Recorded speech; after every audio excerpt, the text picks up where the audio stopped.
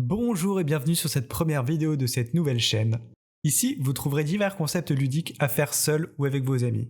J'en reparlerai plus longuement en fin de vidéo, mais pour l'heure, je vous présente le premier concept. Je suis Slyward et aujourd'hui, on joue à Pick and Mix.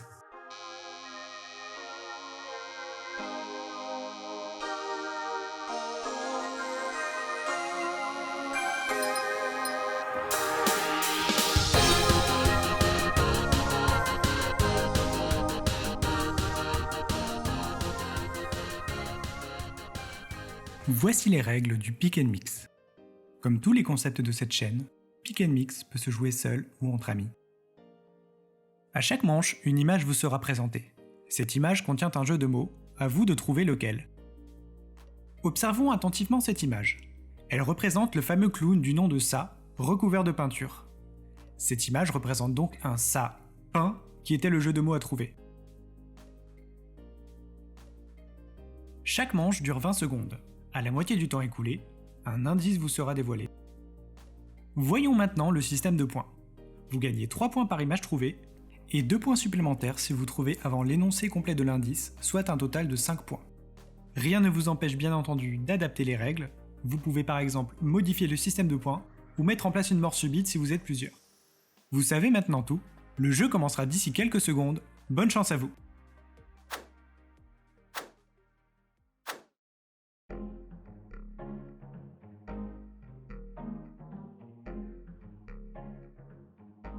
Il s'agit de la fusion de deux objets dont un utilisé en pâtisserie.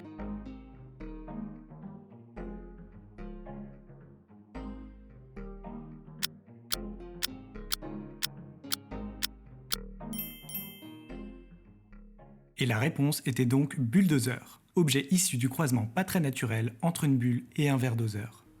L'élément important qu'il devait vous mettre sur la voie était la graduation que vous voyez ici. Déjà, un grand bravo à tous ceux qui ont trouvé. Ce n'est vraiment pas aussi simple que ça en a l'air, alors félicitations à vous. Pour les autres, c'est une bonne nouvelle également. La preuve que vous êtes à peu près sain et que votre esprit n'est pas aussi torturé que le mien. Je rappelle que si vous avez trouvé l'image, vous empochez 3 points. Si vous avez deviné avant que je termine ma phrase lors de l'énoncé de l'indice, vous gagnez 2 points supplémentaires, donc 5 en tout. Maintenant que vous avez compris le fonctionnement, il est temps de passer à la manche suivante.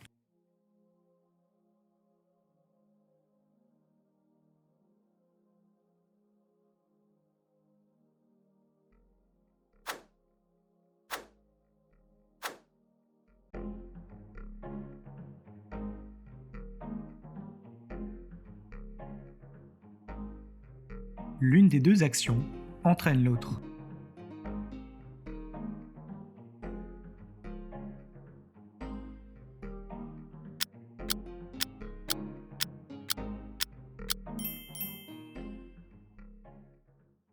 Et pour cette image inspirée d'un jeu de mots bien connu, il fallait trouver Pékinois.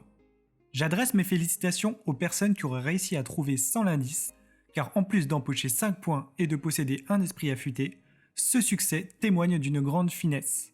Maintenant que vous êtes rodés, nous pouvons passer à la manche 3.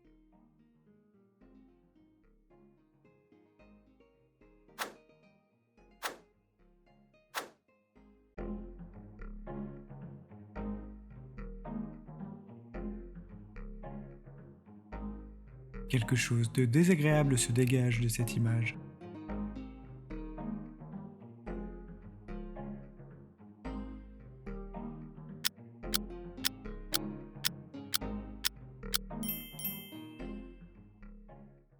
Et la réponse à trouver ici était déodorant.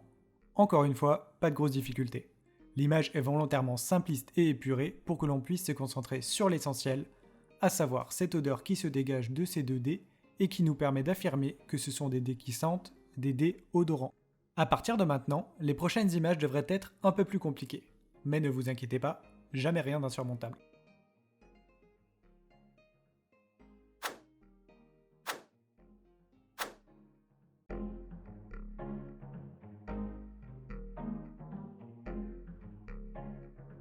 Il s'agit d'un croisement imaginaire entre deux animaux.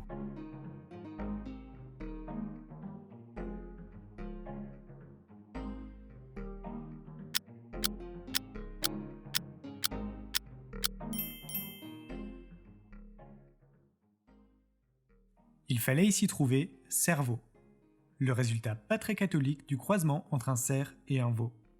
La difficulté était surtout d'identifier l'animal duquel était tirée la partie basse. Le plus gros indice était les pattes qui vous indiquaient que vous étiez sur un bovin. Encore, fallait-il trouver lequel? J'imagine que les plus vifs d'entre vous auront su trouver. Il n'y a rien à dire de plus, il est temps de passer à la manche numéro 5.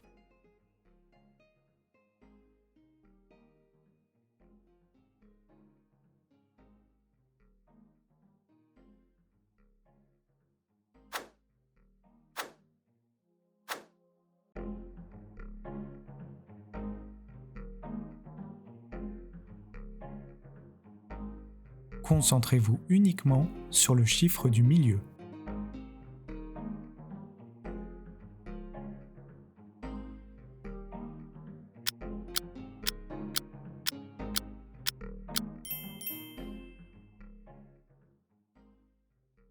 Et la réponse est faux 7. Le chiffre sur cette image est un 7 à l'envers. C'est donc un faux chiffre 7. Le tout était renforcé par le tampon fake et les vrais chiffres à côté qui étaient là pour vous mettre sur la voie.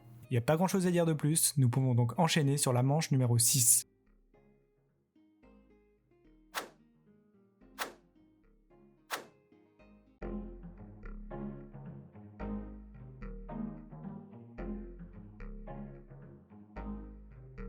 La provenance de ce vin est la clé de l'énigme.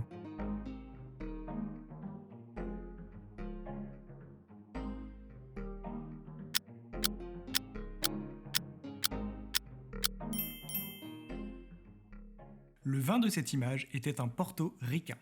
Ce Porto vient des États-Unis. Entre la Statue de la Liberté, la ville de New York et le drapeau américain, je pense que c'était assez clair. La complication ici était de trouver le diminutif ricain auquel on ne pense pas forcément tout de suite. Bravo à ceux qui l'ont eu, c'est je pense l'un des plus difficiles de cette vidéo. Il est maintenant temps de passer à la prochaine manche.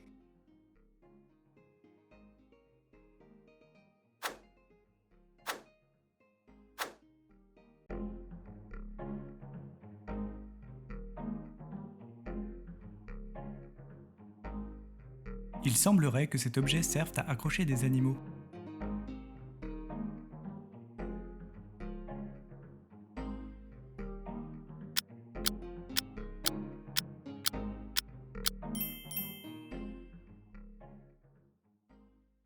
Il fallait trouver ici portrait.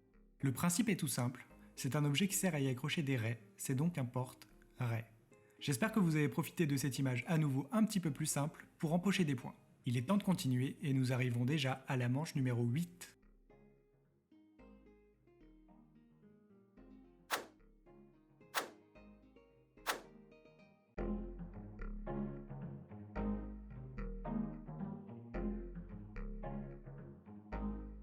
L'animal que vous voyez là n'est pas une souris.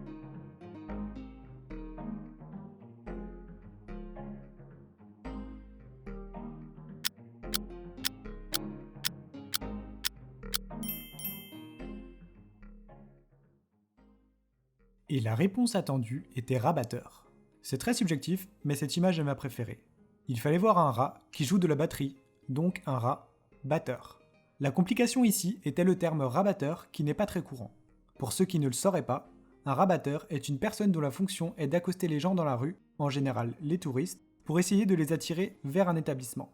Il est par exemple très courant de voir des rabatteurs de boîtes de nuit. Nous arrivons maintenant sur l'avant-dernière manche, c'est parti!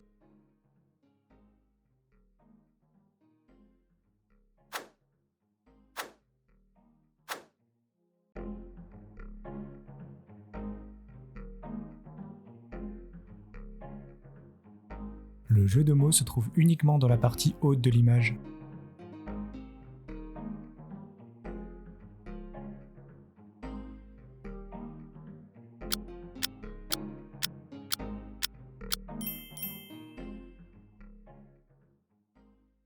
C'est bien entendu un mamelon.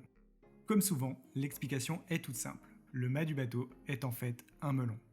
Je précise pour les personnes de mauvaise foi qui verraient ici plutôt une pastèque, que la pastèque est aussi appelée melon d'eau, donc aucun débat n'est possible. Alors arrête de râler. Et nous arrivons déjà à la dernière manche, j'espère tout d'abord que ça vous a plu. Et pour la dernière manche, j'ai essayé de faire un peu plus compliqué et de changer les règles. Lors de cette manche, vous aurez donc 30 secondes pour trouver et 2 indices au lieu d'un seul. Vous marquerez 10 points si vous trouvez sans indice, 5 points avec le premier indice et 3 points avec les 2 indices. Bonne chance à vous pour cette dernière manche.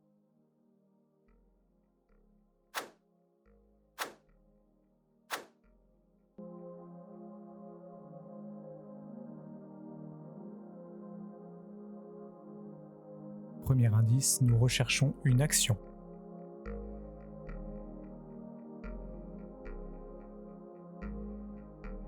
Deuxième indice, le prénom de la chienne est très important.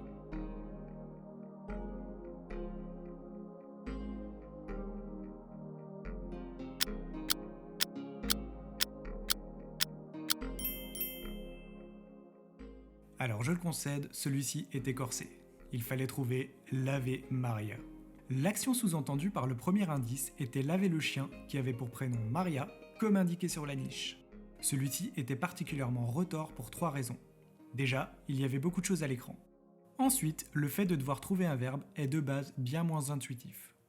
Enfin, l'Ave Maria, qui est une prière catholique, n'est pas un terme que l'on entend tous les jours. Si vous avez trouvé, franchement chapeau. Je serais curieux de savoir combien ont trouvé et peut-être que même certains d'entre vous ont trouvé sans aucun indice. Là, je serais vraiment impressionné. Cette vidéo touche à sa fin, merci à tous d'être restés jusque-là, de m'avoir consacré ce temps, vraiment. N'hésitez pas à m'indiquer quel score vous avez réussi à faire, vous pourrez vous comparer aux autres. Et moi de mon côté, ça m'intéresserait beaucoup d'avoir un aperçu du taux de réussite global. Concernant la chaîne, j'ai d'autres concepts en stock, pas forcément avec des images, pas forcément avec des jeux de mots, mais toujours dans le même esprit. Cependant, j'aurais vraiment besoin de retour de votre part sur cette vidéo pour essayer d'améliorer les futures productions. Ce seraient des choses du style, est-ce que c'était divertissant, est-ce que c'était trop dur, est-ce que le temps de réflexion était trop court, est-ce que vous voulez un autre épisode ou plutôt un autre concept? Voilà, tous les retours qui pourraient aider à améliorer cette chaîne toute neuve. Dans tous les cas, un grand merci à vous, c'était Sly World, à la prochaine.